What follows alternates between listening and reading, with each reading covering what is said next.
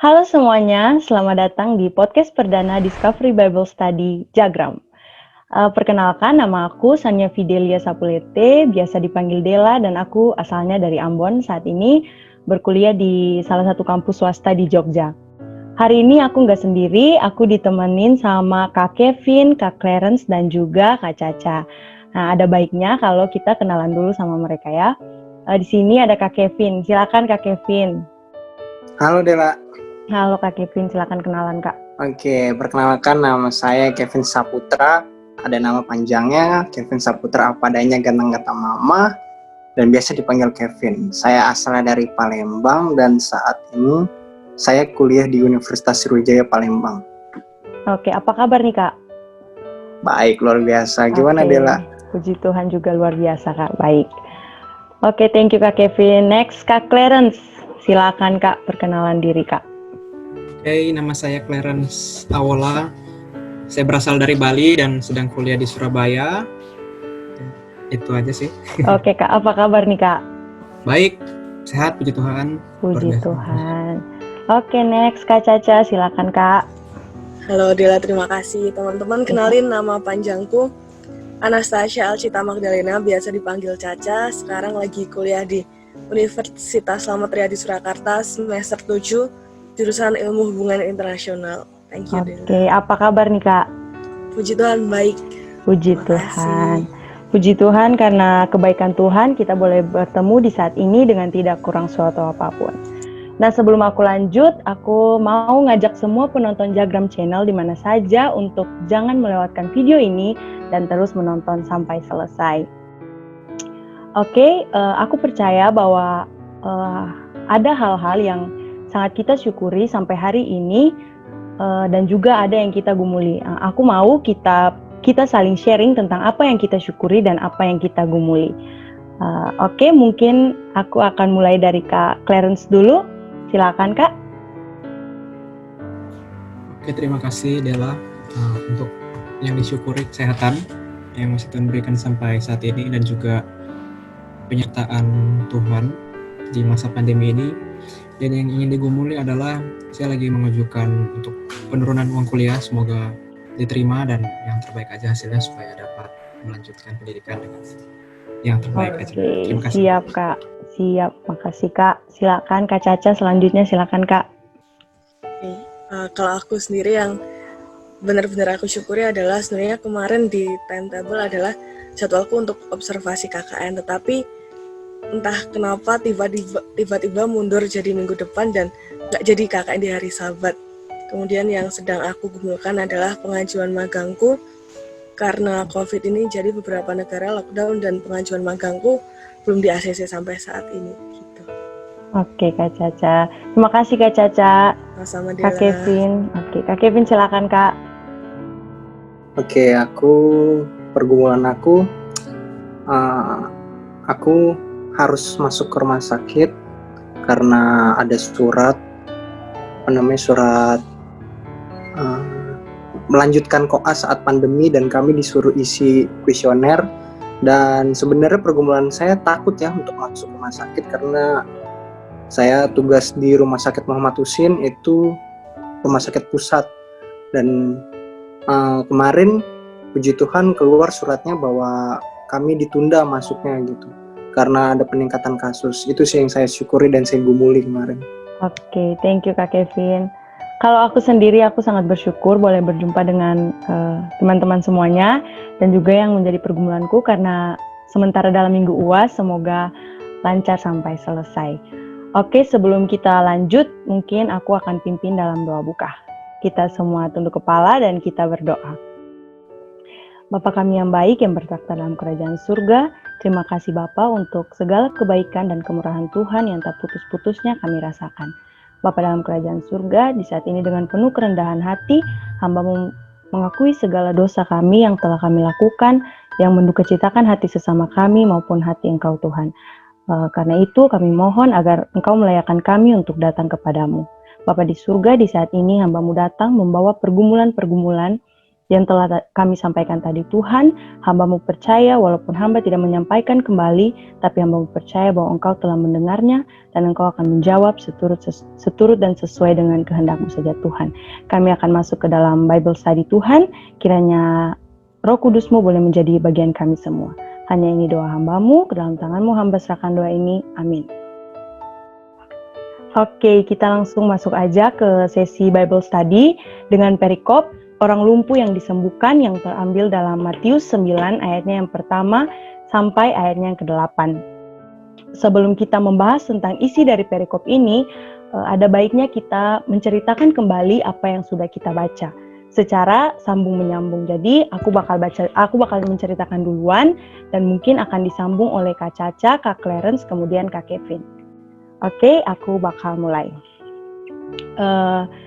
Dalam perikop ini menceritakan bahwa pada saat Yesus kembali ke kotanya, ada orang-orang yang datang membawa seorang yang lumpuh dengan kondisi terbaring di tempat tidurnya. Dan pada saat Yesus melihat iman dari orang-orang itu, maka berkatalah Yesus kepada orang lumpuh itu, "Percayalah hai anakku, dosamu sudah diampuni." Melihat hal itu ada beberapa orang yang berkerumun di situ, yaitu orang-orang Farisi. Mereka berkata dalam hati bahwa orang ini menghujat Allah. Oke Kak Caca, thank you. Gimana Kak Clarence tambahannya?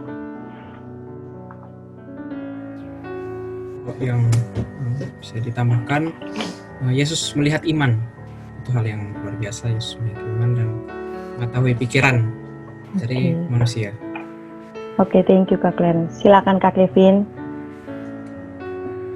Ya, di dalam cerita itu juga dikatakan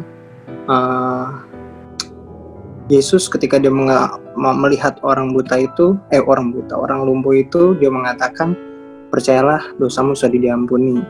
Dan yang kedua, dia juga berkata kepada orang-orang di sekitar situ, karena dia mengetahui ada orang-orang yang berpikir negatif, berpikir jahat tentangnya, dan dia mengatakan manakah lebih mudah untuk mengatakan dosamu sudah diampuni atau bangun dan berjalanlah. Oke, nah di situ juga diceritakan bahwa setelah Yesus melakukan keajaiban itu, orang-orang takut dan memuliakan Allah. Oke, thank you semuanya. Apa yang bisa kita lihat, apa yang bisa teman-teman lihat tentang Yesus dalam perikop ini? Silakan, ada yang mau menjawab duluan? Oke, mungkin aku bakal mulai ya. Yang aku lihat tentang Yesus di sini, Yesus itu penuh kasih. Kenapa aku katakan penuh kasih? Karena dia sangat mudah mengampuni orang lain. Bagaimana tanggapannya? Kak Kevin, gimana nih Kak? Ya, aku setuju ya. Dia penuh kasih, terus maha pengampun dan maha penguasa. Kita lihat dari mana ketika Yesus berkata kepada orang lumpuh itu, "Percayalah, dosamu sudah diampuni." Berarti dia mampu untuk mengampuni dosa orang lumpuh itu. Dan kemudian Yesus juga bertanya kepada orang-orang yang hadir saat itu, manakah lebih mudah mengatakan dosamu diampuni atau mengatakan bangun dan berjalanlah? Sebab Yesus mampu mengampuni dosa dan juga ia mampu memberikan kesembuhan. Luar biasa ya Kak, benar sekali. Bagaimana tanggapannya Kak Caca? Silakan Kak. Mau nambahin aja dari pandangan teman-teman tadi. Boleh Kak. Kalau menurutku Yesus ini adalah yang tidak banyak bicara tetapi langsung memberikan bukti.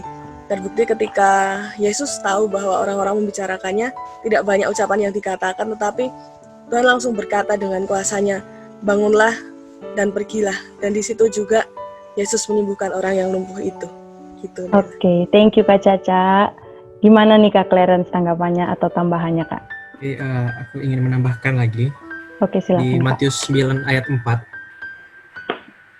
Tetapi Yesus mengetahui pikiran mereka lalu berkata, "Mengapa kamu memikirkan hal-hal yang jahat di dalam hatimu?" Yesus mengetahui hati kita. Bahkan Yesus mengetahui juga pergumulan dari orang yang lumpuh ini. Sehingga dia mengatakan, "Bangunlah, angkatlah tempat tidurmu dan pulanglah ke rumahmu." Yesus mengetahui isi hati kita. Oke, sangat setuju dengan jawaban teman-teman semua. Di sini dia dapat disimpulkan bahwa Yesus itu penuh kuasa, dia dapat menyembuhkan orang dan mengetahui isi pikiran orang. Selain itu, Yesus juga penuh kasih karena dia sangat mudah mengampuni orang lain. Nah, di sini juga kita mendapat karakter lain yaitu dari manusia. Manusia sendiri dapat kita lihat orang lumpuh itu sendiri dan ahli Taurat. Nah, bagaimana tanggapan teman-teman mengenai karakter orang-orang ini, manusia ini? Kak Caca, mungkin Kak Caca, silakan Kak. Ya, aku bakal mulai. Kalau dari pandanganku sendiri, dilihat dari manusia yang membawa orang lumpuh dan ahli Taurat sendiri, bahwa orang-orang yang membawa orang lumpuh ini adalah orang-orang yang setia kawan, karena mereka mau saling membantu. Dan juga kalau dilihat dari segi orang lumpuhnya, imannya luar biasa, karena ketika kita hanya mendengar tanpa percaya tidak mungkin bisa terjadi, tetapi imannya menyelamatkannya. Kemudian kalau dari orang-orang ahli Taurat sendiri, seperti mereka percaya tetapi hanya setengah-setengah, sehingga membutuhkan bukti untuk membuat mereka benar-benar percaya akan kekuasaan Yesus sendiri. Itu Oke, Dela. Kak Caca, thank you, benar sekali ya Kak. Oke, silakan tanggapan dari teman-teman yang lain. Kak Clarence mungkin Kak, silakan. Mengenai manusia, orang lumpuh atau ahli Taurat itu. Oke, terima kasih. Kalau manusia di sini kita melihat ada dua hal yang bertolak belakang dari ada dua jenis manusia di perikop ini. Tapi saya ingin berfokus pada orang lumpuh. Dia menurut akan perkataan Yesus. Sesimpel itu, semudah itu cara kita mengikuti Yesus. Kita mengikuti perkataan Yesus. Dan itu yang dipraktekkan oleh orang yang lumpuh ini. Terima kasih.